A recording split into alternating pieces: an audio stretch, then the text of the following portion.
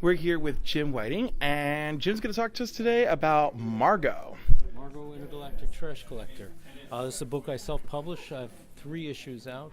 Margot is obviously an intergalactic trash collector, kind of inspired by my family history. My father was a trash man, my grandfather was a trash man, and so I sort of incorporated that. She starts out, she hates her job, and makes some bad choices, and things begin to snowball, and all of a sudden, next thing, the universe is in trouble, and she's got to fix it. And so it goes from issue to issue, but each issue has its own little story. I've put 3 issues out so far.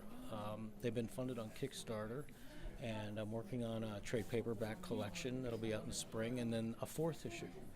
And so I've been working with a couple of artists as backup stories, but I do the main feature myself. I draw, write, color, ink, letter.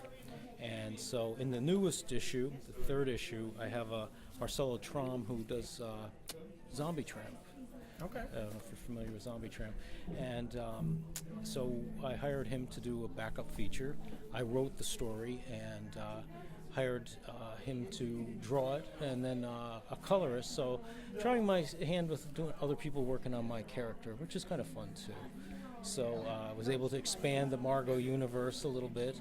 And then I also brought in some artist friends of mine, Richard Clark, who does some work for Valiant, did some pin-ups. That's going to be in the trade paperback. Joe Sinet, who is the FF inker, did an alternate cover for me. That'll be in the trade paperback. So, and then an all new 10-page story about Margot and her mother growing up. She has an overbearing mother who's always it's sort of inspired by my daughter's relationship and my girlfriend's relationship. I noticed a lot of women have mom issues, overbearing moms and things, so I tried to incorporate a little of that into the reality of the book to bring the character a little more roundness. Well, we all know that overbearing dads exist too, and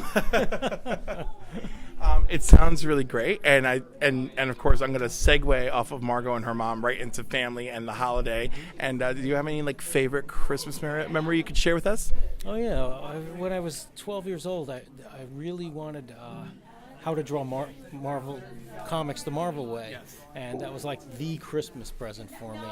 And so it was funny, a couple days later, I got in some trouble and I got grounded for like a week during the Christmas vacation. So I had nothing to do but read the book and practice at home because I couldn't go out.